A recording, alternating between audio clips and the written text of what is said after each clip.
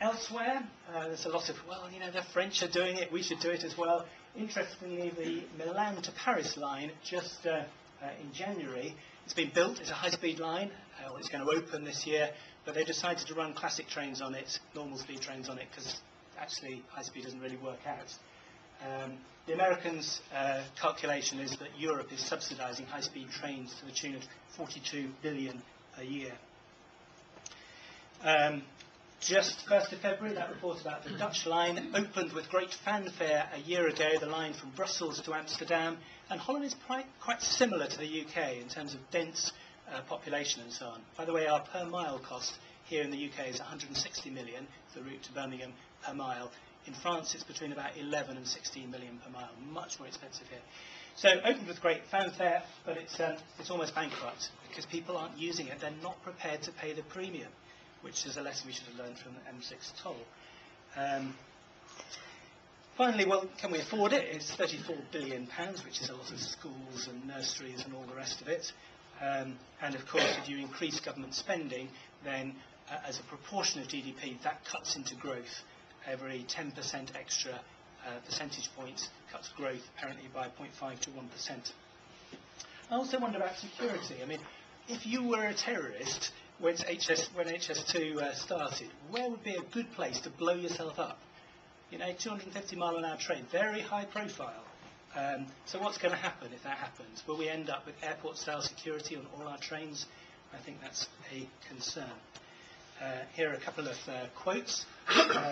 So from the Daily Mirror, if it's ever built, which I doubt, the high-speed rail link between London and Birmingham will be the biggest white elephant since Nelly packed her trunk and trundled off to the circus. And in slightly more reserved writing in the Daily Telegraph, the burning need of public transport is not for sexy pointy nose, high-speed super trains whose economics don't work up. It's for boring, unglamorous improvements in the quotidian services, which I think means the ordinary everyday services we actually use. And let me finish on a very personal note. If I've got 1 minute left, is that okay? Why am I passionate about this? Because actually it's not about my house. I'm bothered about my village, that's true.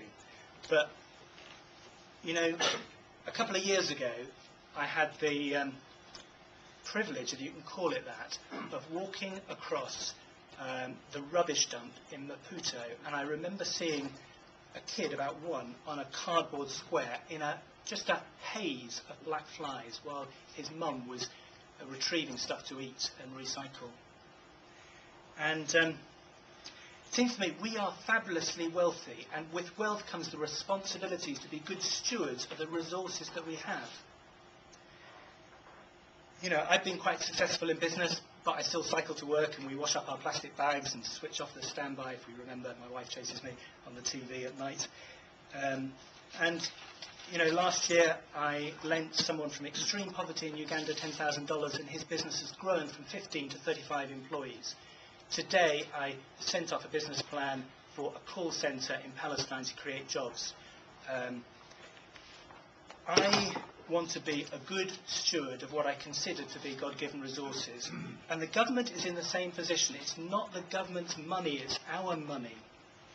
And so I think we need to stop them squandering our money on this obscene project. And we need to choose between whether we invest for the many or the few, and whether we invest on basically souped-up Victorian technology or on the future.